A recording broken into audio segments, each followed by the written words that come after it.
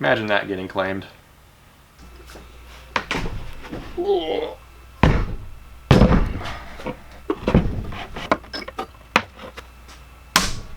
We get to put this thing to use again. Because we're going to make a topwater popper lightsaber lure. Luke Skywalker's green one is what we're going for. I noticed that it has a big cup-shaped thing on the front that can, you know, grab the water and pop it forward. And it's just, this came together well. I've never made a popper style lure on this channel yet. I'm all for topwater right now. After that wasp lure made me realize how much I like topwater once again. Yeah, I need to get a picture, a reference photo, figure out all the shapes. I was looking at Luke Skywalker's green lightsaber, and it looks like quite a bit of it you can do on the lathe. There's a little like switch square section that comes off the side of it that I have to add after I do all the lathe work, but this is gonna be awesome. Okay, fun facts on lightsabers coming right up. In Star Wars, the lightsaber is also referred to as the laser sword. The Jedi and the Sith and Force-sensitive people use them. It's actually called a plasma blade, is what comes out of the lightsaber, and is the blade. It's plasma, apparently. Powered by kyber crystals, the plasma blade comes out of a metal hilt, and it can be shut off at will, I think with a button. So, for people who aren't familiar with Star Wars at all, this is essentially a sword version of a sci-fi fantasy that makes, you know, a sword cool in a sci-fi fantasy kind of way. And it's just a thing that you can, and it turns on and a plasma blade emits from it, and it's just your sword. I'm sure a lot of people who've clicked on this video already know what a lightsaber is. Unnecessary explanation from me once again. So what else? I'm reading straight from the Star Wars wiki here. You need to be trained with it. The lightsaber in conjunction with the Force is much more, its power is enhanced if you are a strong Force wielder. I like how I'm saying all this stuff like it's actual facts. The lightsaber, it was more of a Jedi thing, apparently.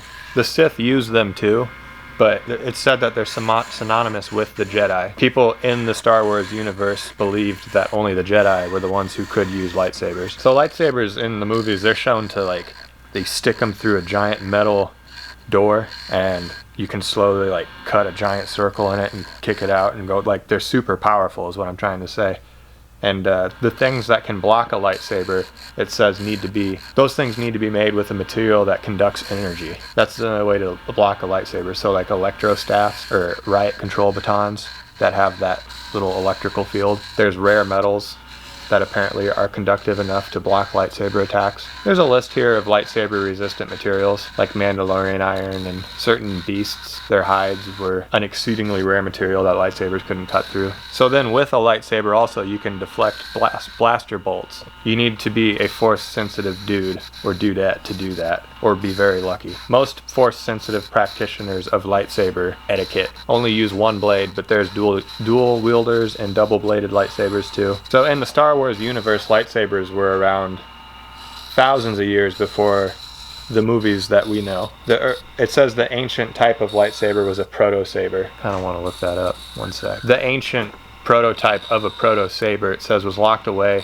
in Mustafar near Vader's fortress. And the hilt on it had a cross guard, and it didn't have a vent like Kylo's has right now.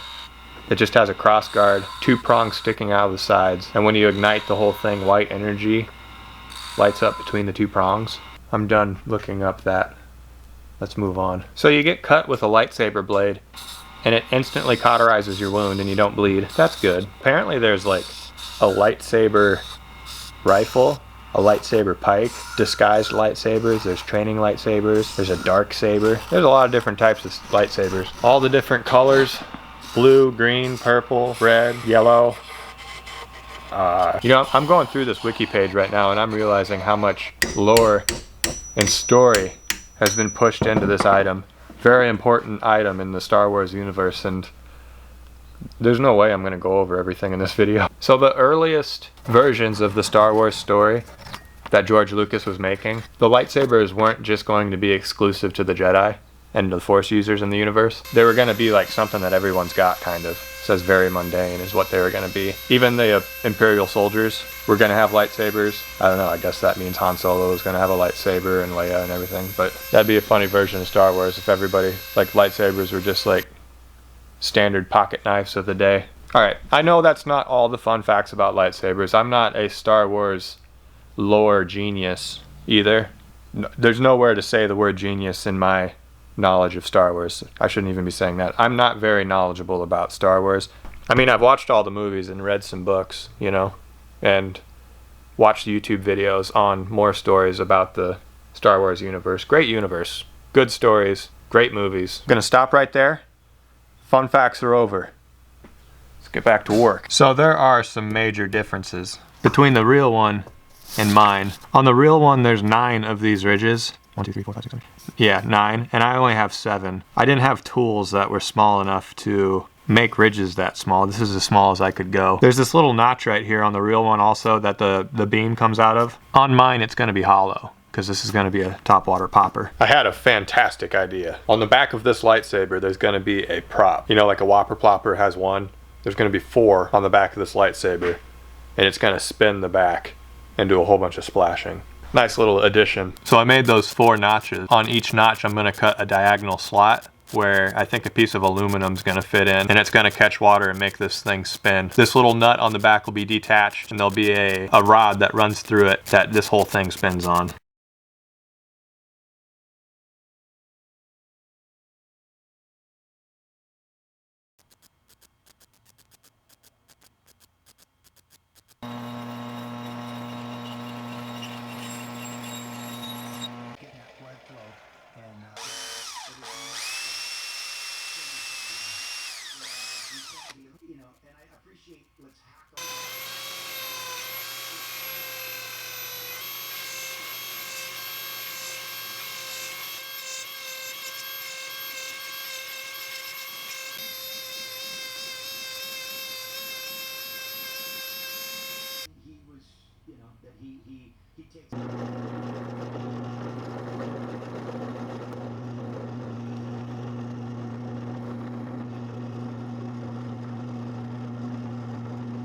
So this is that little square piece that sits off the side of the lightsaber. I'm gonna put lead inside of this. This is the outside that faces the outside, and this is the inside, and I'm gonna hide the lead right there and glue it to the side of the lightsaber.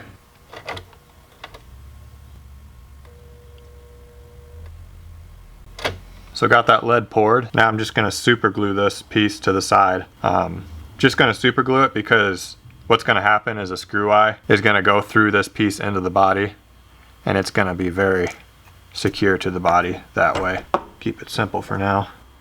Put it exactly where it needs to be, and there. Now I can carve on it and get all the details into this piece, and the lead's already in this bait.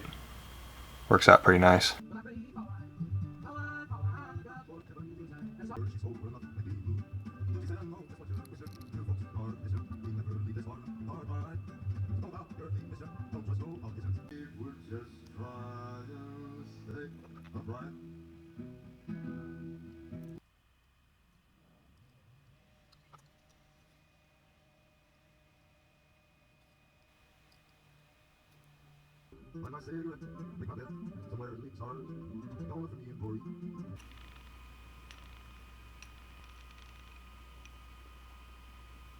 Now that we have this lightsaber to this point, it's time to seal all of the wood pieces on it. I'm considering this the most important part in order for this thing to look good. I need to get this looking like steel or metal and smooth. It's going to take a while, probably multiple days of applying polyurethane, sanding it down, applying polyurethane, sanding it down, but it's got to be smooth.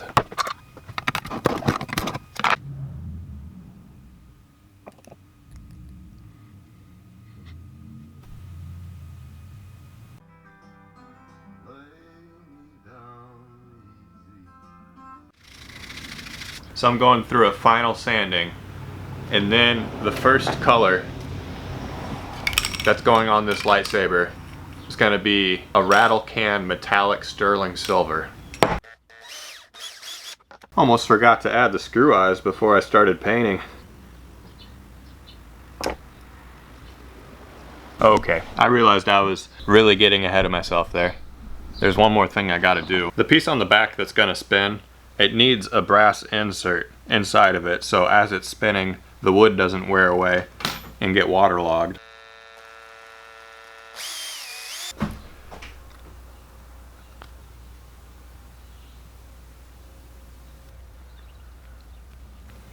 Jeez. This thing doesn't want to cut.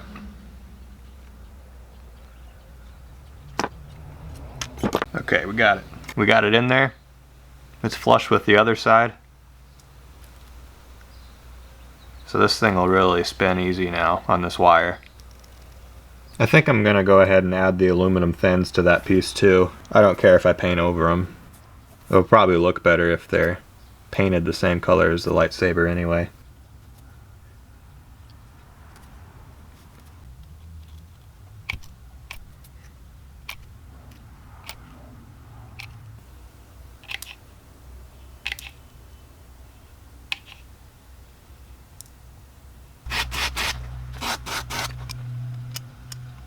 That's a pretty interesting piece.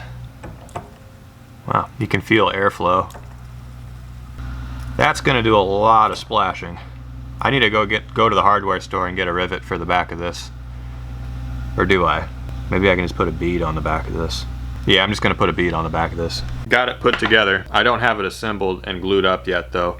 I got all the fins glued into this back piece, and I got some beads in here where they're gonna go.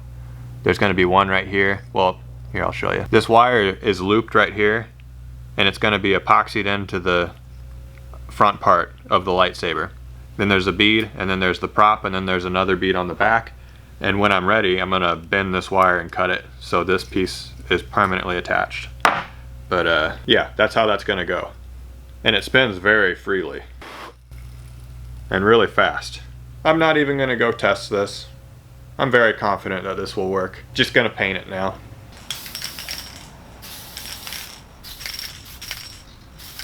Smell reminds me of my early days of bait making when all I had was rattle cans.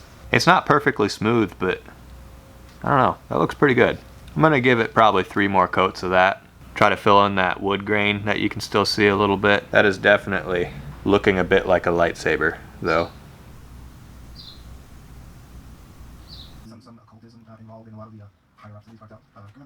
So I've got this LightSaber mounted up in a fly tying vise and a piece of wood with a tube and a wire, and it's all like this just so I can twist this and it stays nice and still while I just put a brush right here and I can paint the grooves. I'll just be able to do it a lot easier if it's set up like this. This still requires a really steady hand.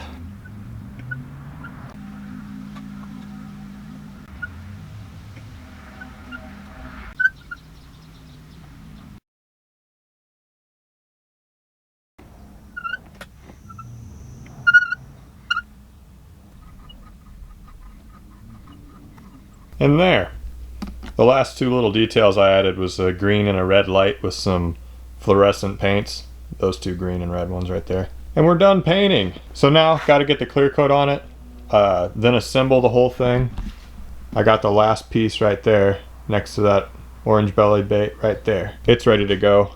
Gotta clear coat both of these pieces, put them together, and we have a LightSaber lure. How weird is that? This is probably the first LightSaber lure ever made. If not, sorry whoever made that, but I'm claiming this. This is the first LightSaber lure ever made. Definitely the first with a prop on the back of it. First top water popping buzz LightSaber bait. Alright, I'm gonna clear coat this thing. For this bait, I'm kind of hesitant because these are oil-based paints. Yeah, I don't really know if some stuff's not going to react right. Like if I'm going to get some streakage as this hangs or what. I'm not going to be afraid of it. I'm just going to dip it. I'm kind of afraid, but I'm still going to dip it.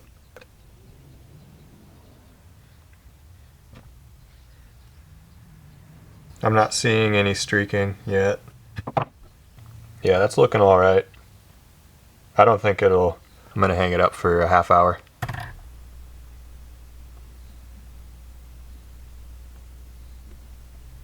Everybody watch this thing. With light.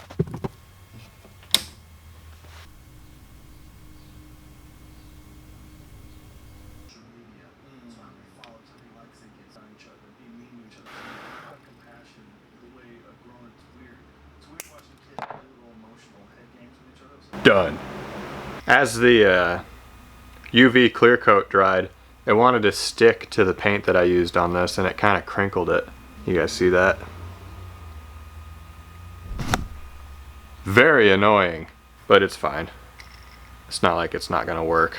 I mean, I think the action's gonna be great, and this propeller is gonna really spin easy, and it'll do plenty of popping. Made it really hollow in the front here. Might have to look at that for like 10 seconds and be like, what kind of lure is that? But then, oh, it's Luke Skywalker's green lightsaber. All right, I'm gonna shut up and gonna go fishing tomorrow morning, kind of early, with some friends. Topwater bite better be on, and feeling good about it. See you tomorrow morning.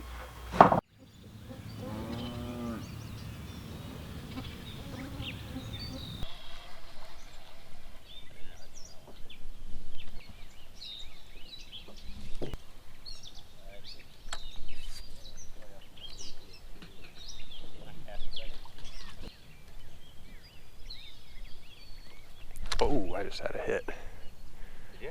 Yeah, I did. The UV made the paint crack. Oh. I was really disappointed that that happened, but makes it look old, I guess. Did you spin that on the lathe? Yep. It's Luke Skywalker's green one.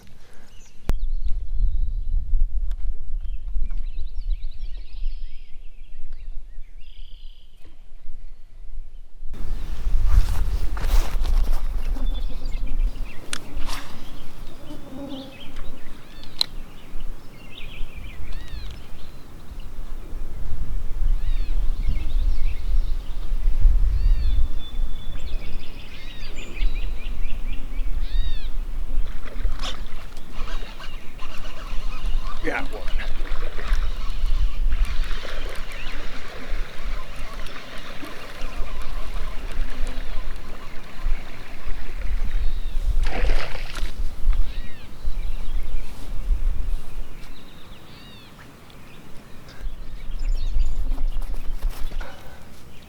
It's official.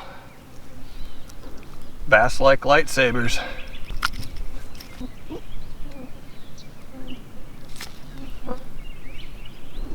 See if we can get another.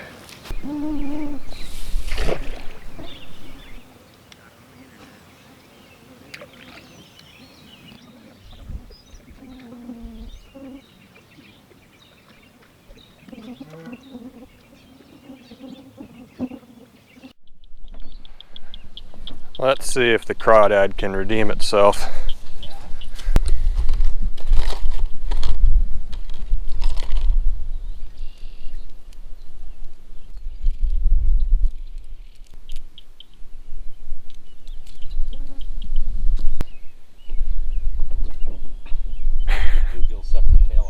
Uh-oh.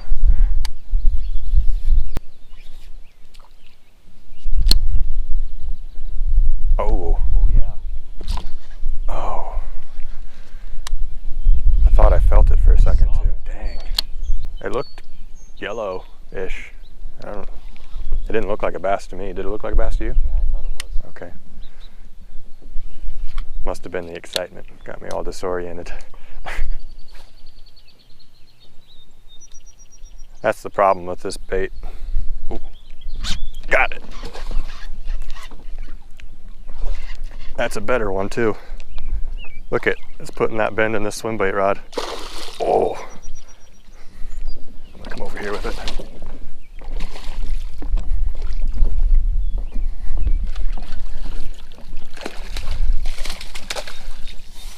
Nice. The crawdad definitely redeemed itself.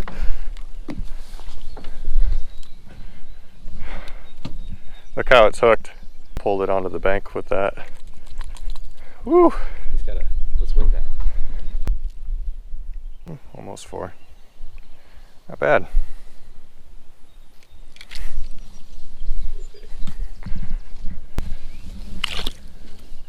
I'm winning. I really wish I didn't have to stop fishing there, but I had to get the car home. Had other responsibilities to tend to. Oh well. Caught a fish on the lightsaber. You might notice that it's missing a treble hook on the back. My GoPro wasn't rolling, but something straightened out a 40-pound test split ring and stole that treble hook. That would have been a decent fish, to say the least. But I ended up getting one. And for using a lightsaber to do that, I'm happy. Very happy. You know, this is not a realistic bait fish profile, or any type of bait profile really. It's just a tube with a propeller on the back, and we were able to get one to commit and bite and reel it in and catch a fish. That's pretty cool. It kind of goes to show that bass will hit anything. That means I could make more weird stuff like that and catch fish. The ideas are endless. If you have any good ideas of baits that I can make, they don't have to be accurate representations of natural foraging bait that fish would eat. It could be anything. Put them in the comments below. I have no clue what I'm gonna make next. That was a really good pond. On to the next bait.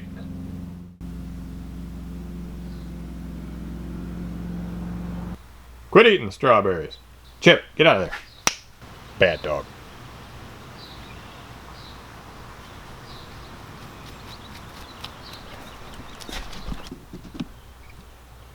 The unnecessary guard dog for the shop. Good boy.